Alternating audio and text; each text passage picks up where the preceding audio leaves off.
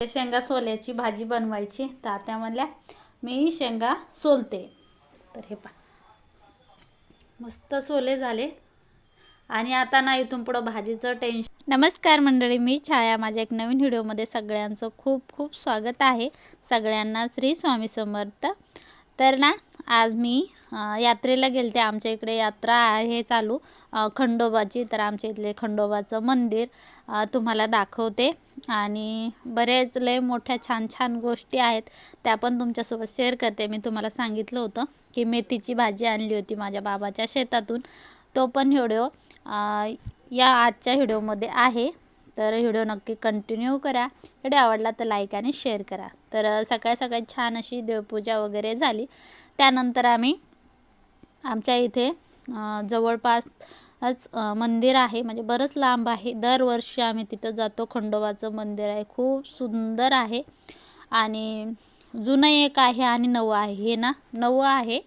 तर खूप छान बांधणूक झाली. तर तिथे दर्शन वगैरे केले आणि त्यानंतर म्हणलं आपण दुसरीकडे जे मंदिर आहे तिथं पण जाऊ. तर इथे पालखी निघालेली असते, दानपेटी भरपूर. आणि आता ना दर्शन थोडंसं लांबून आलं. पहिल्यांदी पायाचं दर्शन होतं, आता थोडंसं गेट केलं आहे तिथं. आणि त्यानंतर आम्ही हे पहा इथं ना जुन्या मंदिरात आलो. जे पहिल्यांदी आधी आम्ही छोटे छोटे होतो ना, लहान लहान, आम्ही तेव्हा पायी यायचो. खरंच लहानपणी सगळ्या मैत्रिणी मिळून घरूनच डब्बे आणायचे आणि इथं येऊन दर्शन वगैरे केले की इथं मंदिरात बसून जेवण करायचं. तर हे खूप जुनं बांधकाम आहे, दगडी बांधकाम. इथं पण अगदी छोटीशी मूर्ती आहे, महादेवाची पिंड वगैरे आहे. आणि हे बाबा ना इथंच बसलेले असतात. दरवर्षी आहे. आम्ही जेव्हा लहान होतो ना तेव्हापासून पाहतो ते बाबा तसेच आहेत आणि तिथेच बसलेले असतात. दरवर्षी आम्ही जत्राला जायचो. तुमच्याकडे असते की नाही? चंपाष्टमीपासून जत्रा असते, 8-9-10 दिवस चालते ती जत्रा. तर दर्शन वगैरे घेतले आणि आम्ही ना खूप लवकर गेलो होतो, त्यामुळे ना अजिबात गर्दीच नव्हती. एकदम सगळं मोकळं पटांगण होतं. हे बाहेरून मंदिर आहे. इथं ना विहीर आहे, जुने छोटे छोटे मंदिर आहे, 12 लिंग आहेत. पण एवढा काही मोठा व्हिडिओ घेतलाच नाही मी, कारण आम्हाला थोडीशी गडबड होती जायची पुढे, त्यामुळे. तर इथे ना पूर्ण दगडी बांधकाम आहे. मी दाखवते तुम्हाला, पाहू शकता. प्राचीन काळातलं म्हणलं तरी पण चालतं. तर हे दुसरं शिवलिंग आहे. भरपूर आहेत पण एवढे काही शूट केले नाही.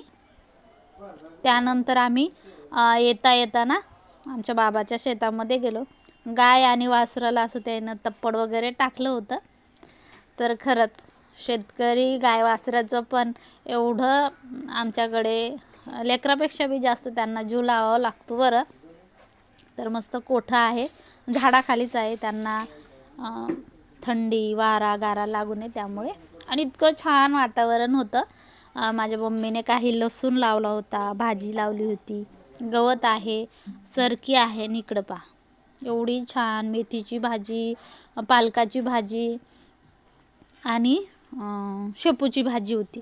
पण मला काही शेपूची एवढी भारी आहे, खरंच मस्त आहे शेपूची भाजी. पण मला आवडत नाही शेपूची भाजी, कारण शेपूची भाजी खाल्ली की आम्हाला इतके ढेकर येतात. त्याच्यासाठी काही उपाय असला तरी नक्कीच सांगा.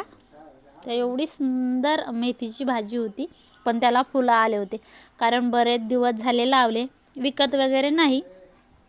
तर मग अशी राहून राहून तिला फुलं आलते.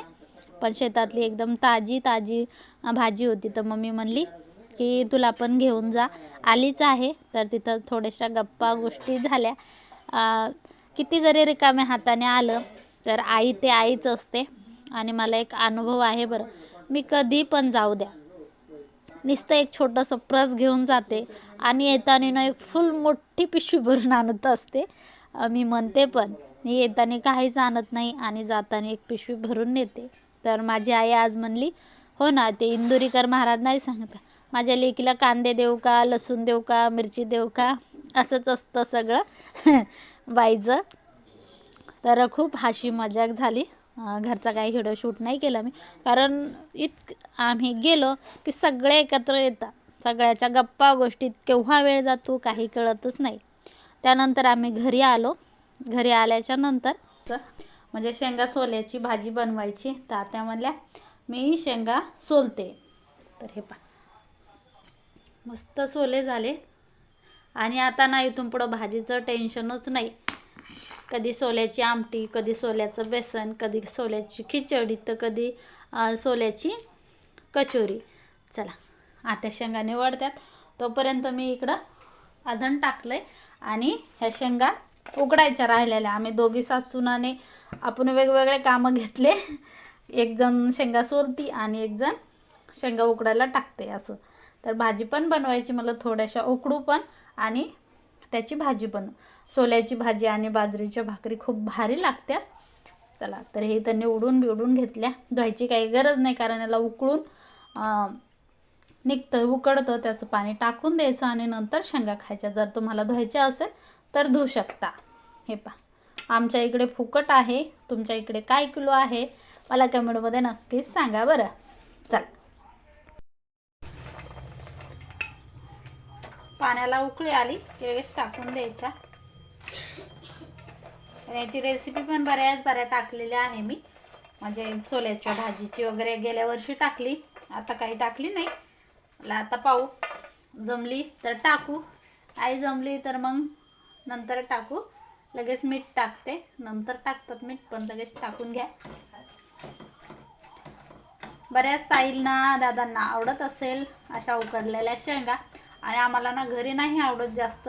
शेतामध्ये गेलं का मग मस्त सगळ्यांनी मिळून शेंगा आणायच्या, तोडायच्या, उकडायच्या आणि मग खायच्या. इथून मोर हेच काम आहे, कारण आता शेतातले कामं संपतील. त्यानंतर शेंगा उकडायला घातल्या आणि आत्या म्हणल्या की आपल्याला मस्त अशी झणझणीत चहा कर.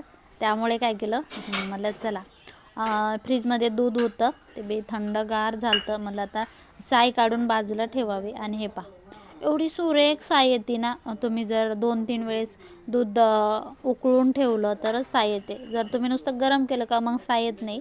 त्यामुळे 2-3 वेळेस उकळायचं, डबल बंद करायचा गॅस, डबल परत चालू करायचा, तेव्हा अशी छान साय येते. हे पहा अशी साय जर तुम्ही काढली तरच तुमचं लोणी छान होतं. दह्याचं लोणी काढायला मला अजिबात वेळ लागत नाही, तर त्यामुळे तुम्ही दूध तापायला थोडीशी मेहनत घेत जा. चला मस्तपैकी मी चहा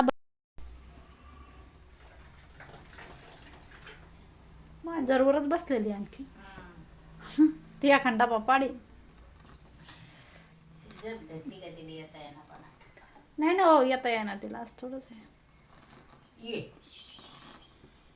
अशी वावरातून आल्या आल्या किंवा कुठून पण आल्या आल्या कोणाकोणाला चहा घ्यायला आवडते. बरं आम्हाला तर वावरातून आलं की दिवाबत्ती झाली की आधी चहा लागते. आज मस्त चहा दाखवली तुम्हाला, या तुम्ही पण चहा घ्यायला. आणि चहा घेतली ना तर मस्त सगळं काम सुधरते. चहा नाही तर काहीच नाही, चहाची एक तलप आहे. चला आम्ही चहा घेतो, तुम्ही पण या चहा घ्यायला. आणि कोणाकोणाला चहा आवडते कमेंटमध्ये नक्कीच सांगा. डोकं दुखायला लागलं तरी चहा, आणि पोट दुखायला लागलं तरी चहा. चला मी ना त्यात चहा घेतो, तुम्ही पण या चहा घ्यायला.